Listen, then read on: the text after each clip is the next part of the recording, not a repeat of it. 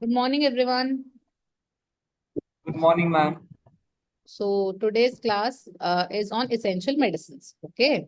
So by the end of today's class, we should be able to define and describe the concept of essential medicines and essential medicine list. Okay.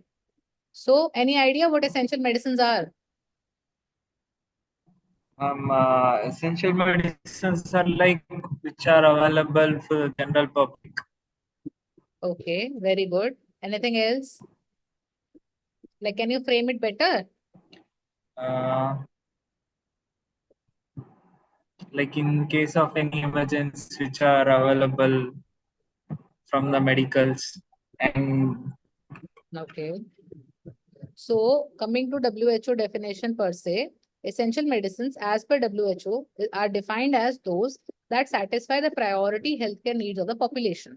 So, these are those medicines which we'll need for the population, basically. That meaning that for the whole, like, there will be some drugs, like for example, paracetamol for fever will be required for most of the people, right? So that becomes essential medicine. Okay, so drugs like that. So coming to yes, ma'am. when was the first WHO essential drug list uh, available, published for the first time? It was 1977. Then the first national list for essential medicine in India came in 1996. Then coming to the what essential medicines exactly are intended to be. So essential medicines are intended to be available within the context of functional health system. When? So at all times, in adequate amounts, in appropriate dosage forms, with assured quality, adequate information, and at a price the individual and community can afford. That means there is a list of essential medicines, right? So wherever the health facility is there, they should be available at all times, okay, and in adequate amount. So there should always be a stock, okay, and then in appropriate dosage forms. So whatever dosage is effective, scientifically proven, with assured quality. The quality it should not be of sub quality. The quality should be good. Then the information should be given adequate and at a price which can be affordable to most of the population. Okay. Are you understanding? Yes, ma'am. Okay. Yes, ma'am. Okay. Then coming to the next slide. So it is a part of Sustainable Development Goal 3, Target 3.8, which talks about universal health coverage and which ensures affordable essential medicines and vaccine for all. Earlier, it was covered under Millennium Development Goal 8. Okay. Then coming to National Yes, List of ma'am. Essential Medicine in India. India adopted the concept of essential medicines by WHO. WHO updated every year. Latest was 2023. Okay. So WHO will give a essential medicine ka list every year. Okay. And the latest one is in 2023. Okay. Then different from WHO model list of essential medicine. So whatever national list of essential medicine is there available in India is different from WHO model list of essential medicines. Okay. Yes, ma'am. Then coming to the why. Why is WHO list of essential medicine different from that is available in India? Any answers? Any guesses? Like cost effective or like quantity. Okay. That's it. So coming to why the national list in India is different from that available by WHO is because of the different national circumstances. Like there will be there will be different geography, different kind of disease, different demography. So because of that, the diseases might be different in India. So public health problem in India and public health problem in the world will might be different compared to other countries, right? And we have national health programs, emerging and re-emerging infections. So accordingly, our national health list can be adopted from WHO, but it should not be same, right? It should be according to adaptable according to the health needs of our country, right?